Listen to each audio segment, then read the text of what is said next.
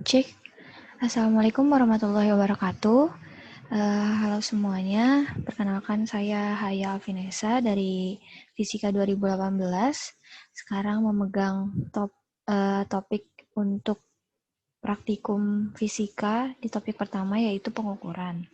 Di sini saya akan menjelaskan bagaimana tata cara untuk mengolah data dari praktikum ini. Dan sebelumnya ini adalah modulnya untuk praktikum kali ini. Jadi, ya berikut adalah tujuannya. Ini bisa sambil dibaca nanti, kemudian dasar teorinya. Dasar teori ini hanya dasar ya, jadinya nanti boleh untuk mengkaji lebih dalam lagi, bisa dicari sendiri melalui jurnal. Kemudian langsung aja. Nah, di praktikum ini kita akan melakukan pengukuran beberapa benda yang terbuat dari logam kuningan yang bentuknya berbeda-beda. Untuk praktikum ini bentuknya itu adalah silinder pejal, atau silinder pejal itu kayak tabung pejal, kemudian silinder berongga, jadi ada tabung tapi berongga di dalamnya, kemudian ada kerucut. Dan pengukuran ini juga dilakukan menggunakan beberapa alat ukur, yaitu jangka sorong, mikrometer sekrup, dan juga neraca. Nah, di sini untuk alat dan bahan pengolahan datanya, nanti saya akan berikan set data ketika waktu praktikum. Kemudian untuk alatnya tentunya laptop atau PC dengan software yang mendukung, yaitu seperti Excel, atau juga boleh menggunakan Google Sheets di Google. Nah, ini adalah langkah kerja pengambilan datanya. Kalian bisa baca di sini cara menggunakan jangka sorong. Kemudian di bawah ini ada penggunaan mikrometer sekrup. Dan berikut juga cara membacanya. Kemudian ini ada neraca yang kita gunakan, kurang lebih seperti ini. Dan bagaimana cara mengukur neraca. Nah, jadi nanti di praktikum ini kalian akan diberikan data berupa foto-foto dari pengukuran yang dilakukan oleh asisten. Jadi nanti kalian membaca hasil dari hasil alat ukur, hasil pengukuran tersebut dari foto yang ada. Dan ini langkah kerja pengolahan datanya. Untuk contohnya di silinder pejal, jadi baca ukuran tingginya dari set data yang diberikan, berarti dari foto tadi. Kemudian isi di tabel, nanti ada tabel di bawah, nanti akan saya tunjukkan juga. Kemudian dihitung tinggi silinder rata-rata. Kemudian begitu juga untuk diameter silinder, itu dilihat hasil ukurannya dari set data yang ada. Kemudian dihitung rata-ratanya juga. Kemudian untuk massa juga sama, nanti juga dicari massa rata-ratanya. Ini kita melakukan 5 kali pengulangan, jadi nanti akan untuk rata-rata ya seperti biasa dijumlahkan kemudian dibagi 5. Kemudian kita akan menghitung ketidakpastian dan juga standar deviasi dari masing-masing hasil pengukuran. Dan nanti di akhir kita menghitung volume rata-rata silinder. Jadi harus diperhatikan, cari tahu dulu bagaimana rumus volume dari silinder atau dari tabung. Nah, di sini untuk silinder berongga dan kerucut kurang lebih sama cara kerjanya, cara pengolahan datanya. Kalian membaca dulu kemudian menuliskan. Nah, ini adalah tabelnya. Jadi nanti kalian sudah membaca, setelah membaca dari foto, dari gambar, kalian tuliskan. Ini kalian buat tabelnya di Excel. Kalian tuliskan 1-5, kemudian ini kan sigma berarti jumlah, kalian jumlahkan, kemudian kalian hitung rata-ratanya. Ini rumus manualnya aja, rumus perhitungan manual. Kemudian ada T1 min T rata-rata. Maksudnya di sini, ini TI ya, TI min T rata-rata. Jadi hasil pengukuran di sini, misal di sini saya taruh angka 5, kalian kurangi dengan rata-rata yang ada di sini, yang kalian hasilkan. Misal rata-ratanya 1 misal aja gitu kan.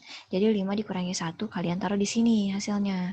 Begitu juga untuk yang lainnya. Misal di sini berarti ketika T-nya di sini adalah 4, nah kalian kurangi lagi dengan ini.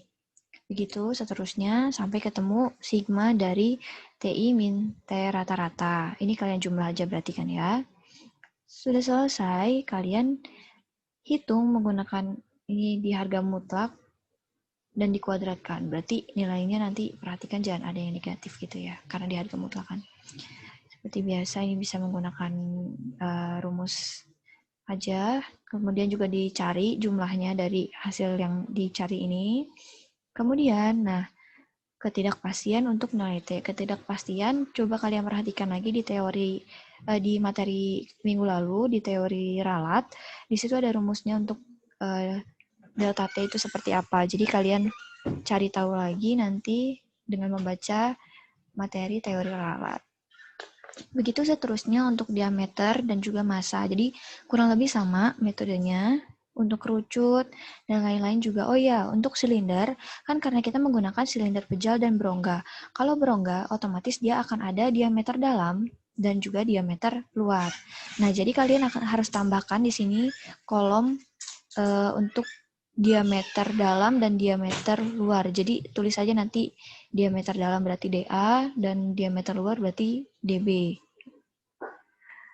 Selanjutnya, nah di ini untuk tadi untuk pengolahan datanya, dan ini yang harus kalian tulis di data pengamatan. Yang pertama yang harus ditulis adalah jangka sorong, ini resolusinya berapa, kemudian mikrometer sekrup. Kalau misalnya memang satuannya masih milimeter, berarti kalian ubah dulu ke meter. Atau lebih baik lagi, kalian tuliskan dulu dalam milimeternya berapa, jadi yang aslinya berapa, kemudian kalian hitung dengan berapa sama dengan berapa meter lagi gitu. Nah, dan data yang ditulis, tabel yang ditulis di data pengamatan adalah seperti ini. Jadi bukan mentahan kayak yang tadi sebelumnya. Jadi udah digabungin antara tinggi, diameter, kemudian massa silinder. Nah ini untuk contoh tabel data pengamatan silinder berongga. Jadi karena tadi kan silinder berongga itu ada diameter luar dan juga diameter dalam. Jadi kalian harus membuat yang diameter luar dan juga diameter dalam. Kemudian di sini perhatikan ada plus minus ketidakpastian dari tingginya. Berarti kalian harus cantumkan dengan menuliskan misal tadi tingginya adalah 5 dan ketidakpastiannya adalah misal ya 0,03 gitu. 0,03. Nah, kalian tulis seperti ini. Jadi 5 plus minus 0,03 dengan 0,03 adalah ketidakpastiannya. Itu adalah yang harus ditulis di tabel data hasil pengamatan. Oke. Ini juga untuk jumlahnya, jumlah dari ini maksudnya bukan T tapi bukan P tapi T. Ya. Oke. Seperti itu. Kemudian ya, kalian tuliskan di bawah tabel itu berapa volume dari silinder yang kalian dapatkan. Oke. Itu juga untuk kerucut, ya ini contoh tabelnya. Berarti nanti di data pengamatan akan ada 3 tabel seperti ini. Yang pertama untuk pengamatan silinder pejal, yang kedua silinder berongga, yang ketiga adalah kerucut. Nah, lalu yang keempat, kalian buat tabel lagi, yaitu tabel kesimpulan semua benda percobaan. Jadi di sini semua bentuk bendanya digabungkan, dari yang awal tadi silinder pejal, silinder berongga, dan juga kerucut. Kalian masukkan hasil akhirnya aja. Berapa tadi nilai M yang kalian dapatkan, kemudian nilai V-nya juga berapa. Ini nggak usah pakai ketidakpastian. Dan kalian nanti akan ada massa jenisnya berapa. Nanti kalian masukkan nilai massa jenisnya. Nanti akan diajarkan bagaimana cara mendapatkan massa jenisnya. Nah, untuk catatan pentingnya, tolong diperhatikan. Untuk bakal kalian nanti pretest juga. Lihat rumus untuk ketidakpastian di materi teori lalat yang minggu lalu seperti yang tadi saya bilang sebelumnya. Kemudian cek rumusnya untuk volume dari benda-benda yang diujikan. Kemudian, oh ya, rumusnya juga diusahakan mencari yang menggunakan diameter. Jadi bukan jari-jari, karena kita kan di sini pakainya diameter. Gampang kan? Di situ pasti gampang nyari, di Google juga ada. Terus, jangan lupa masukkan satuannya. Nah, kalian tolong, di sini kan belum ada nih. Kalian tolong masukkan satuan dari masing-masing hasil pengukuran di atas bagian atas tabel. Misal ini M rata-rata. Misal berarti kan kilogram gitu. Nah, seperti itu contohnya. Jadi, jangan lupa masukkan satuannya di tabel kalian. Dan untuk pengolahan data, ya seperti yang dibilang tadi, siapkan Excel atau Google Sheets. Oke, ini adalah untuk modulnya. Selanjutnya adalah pengolahan datanya. Pengolahan data akan dilanjutkan di video selanjutnya.